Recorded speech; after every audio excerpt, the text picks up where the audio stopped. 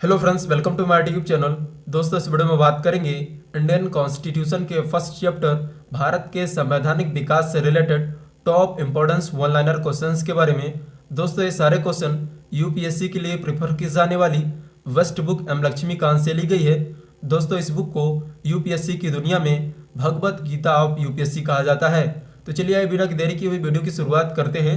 Channel पे नए हैं तो चैनल को सब्सक्राइब कर बेल आइकन प्रेस कर लें ताकि समस्त वीडियो की नोटिफिकेशन मिल सके आपको सबसे पहले।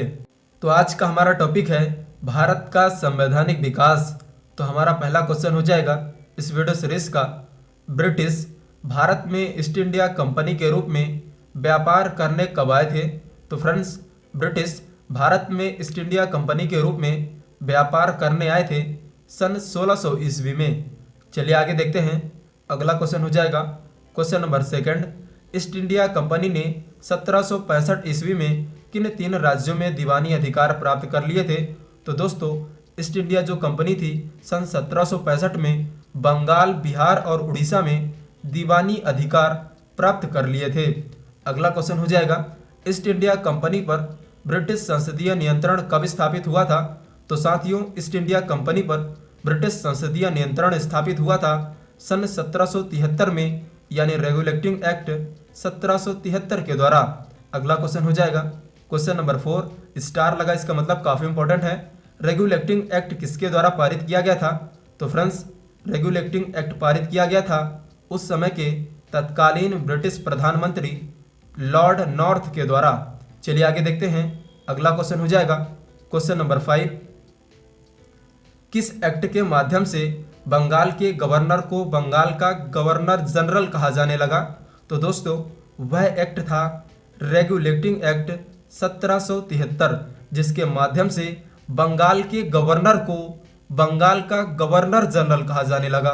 बंगाल के गवर्नर को बंगाल का गवर्नर जनरल कहा जाने लगा।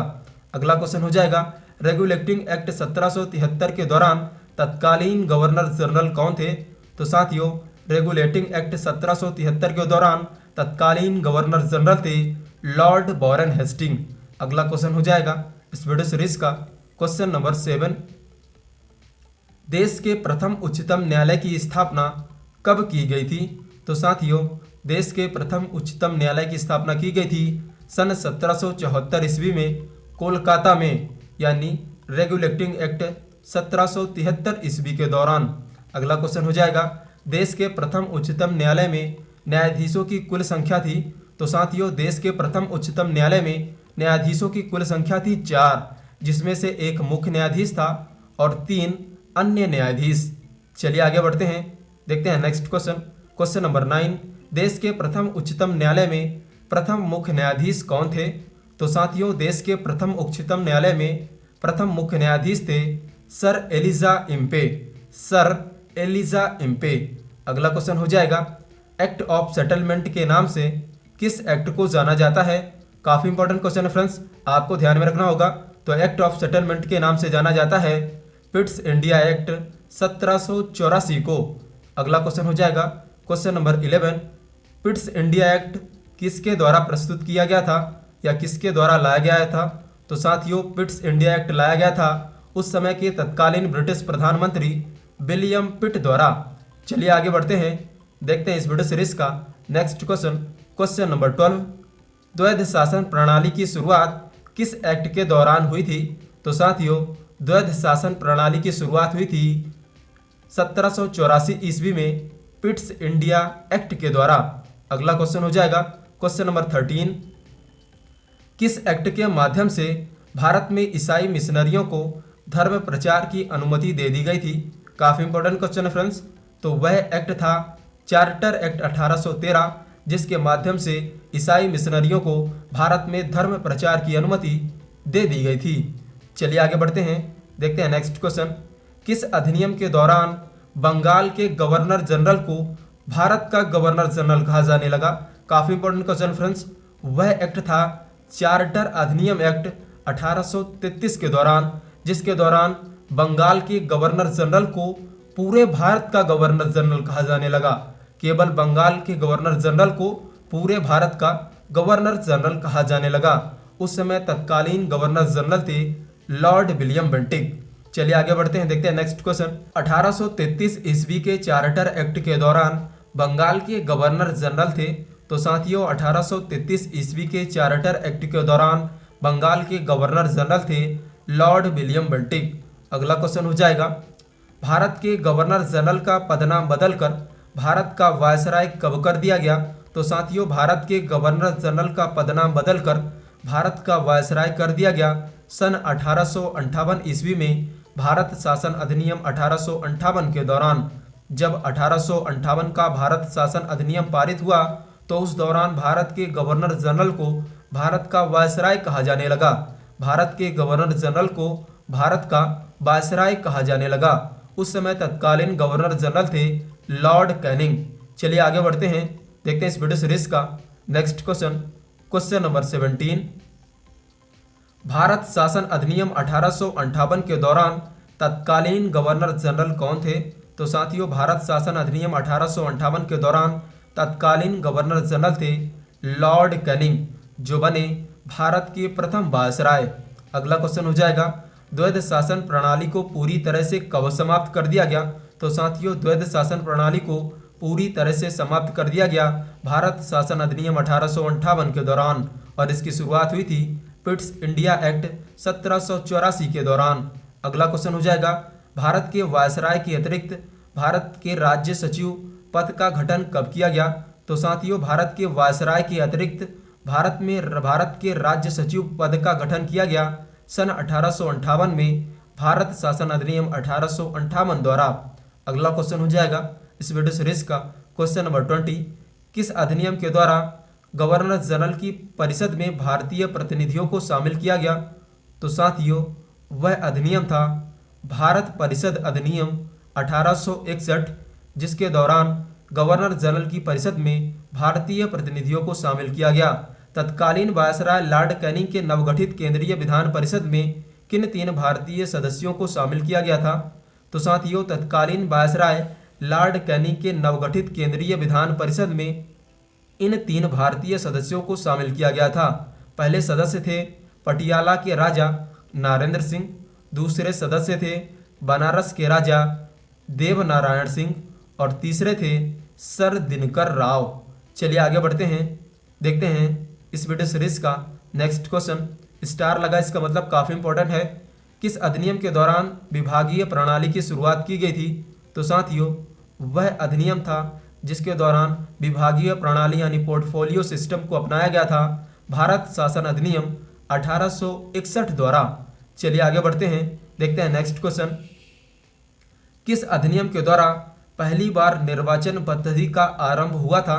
तो साथियों वह अधिनियम था भारत शासन अधिनियम 1892, जिसके दौरान पहली बार निर्वाचन पद्धति का आरंभ हुआ था। अगला क्वेश्चन हो जाएगा, किस अधिनियम को मार्ले मिंटो सुधार के नाम से जाना जाता है? काफ़ी इंपॉर्टेंट क्वेश्चन फ्रेंड्स। तो वह अधिनियम था भारत परिषद अधिनियम 1909, जिसे मार्ले मिंटो सुधार कहा जाता है। अगला क्वेश्चन हो जाएगा, वायसराय की कार्यपालिका परिषद के प्रथम भारतीय सदस्य कौन बने थे? तो साथियों वायसराय की कार्यपालिका परिषद के प्रथम भारतीय सदस्य बने थे सत्येंद्र प्रसाद सिन्हा, जिन्हें विधि सदस्य के रूप में सदस्य बनाया गया था। अगला क्वेश्चन हो जाएगा, सांप्रदायिक निर्वाचन का जनक किसे माना जाता है? तो साथियों सांप्रदायिक निर्वाचन का जनक माना जाता है लॉर्ड मिंटो को।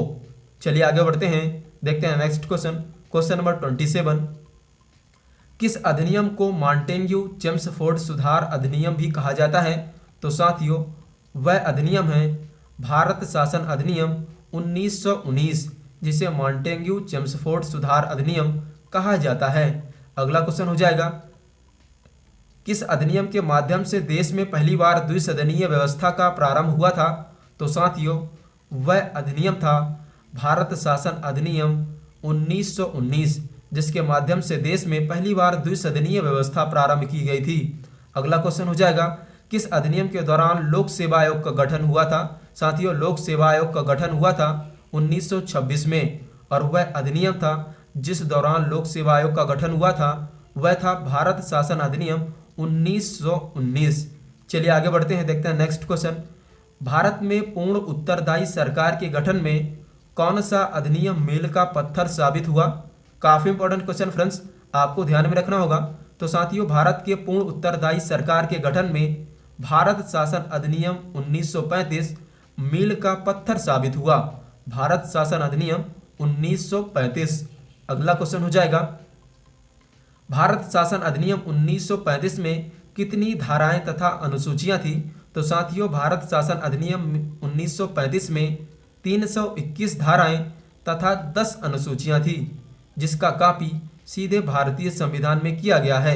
अगला क्वेश्चन हो जाएगा, संघीय न्यायालय की स्थापना कब की गई थी? तो साथियों, संघीय न्यायालय की स्थापना की गई थी सन 1937 ईस्वी में। अगला क्वेश्चन हो जाएगा इस वीडियो सीरीज का क्वेश्चन नंबर 33, संघीय न्यायालय के प्रथम मुख्य न्यायाधीश कौन थे? तो साथियों, संघीय न्यायालय के प्रथम मुख्य न्यायाधीश थे sir Maurice Gwyer. Sir Maurice Gwyer. अगला क्वेश्चन हो जाएगा, भारतीय रिजर्व बैंक की स्थापना किस अधिनियम के दौरान की गई थी या किस अधिनियम के दौरान हुआ था? तो साथियों, आरबीआई की स्थापना हुई थी 1 अप्रैल 1935 को भारत शासन अधिनियम 1935 द्वारा। चलिए वीडियो सीरीज में आगे बढ़ते हैं और देखते हैं इस वीडियो सीरीज का लास्ट क्वेश्चन, साइमन आयोग की स्थापना कब हुई थी? तो साथियों, साइमन आयोग की स्थापना हुई थी सन 1927 ईस्वी में। दोस्तों, साइमन आयोग का प्रमुख कार्य था भारत परिषद अधिनियम 1919 के संपूर्ण क्रियान्वयन की जांच करना। तो फ्रेंड्स, फाइनली वीडियो एंड करने का टाइम आ चुका है। आई होप कि वीडियो आपको पसंद आई होगी। वीडियो पसंद आए तो वीडियो को लाइक, और यदि इसी तरह की और वीडियो देखना चाहते हैं तो हमारे चैनल को सब्सक्राइब कर बेल आइकन प्रेस करना ना भूलें।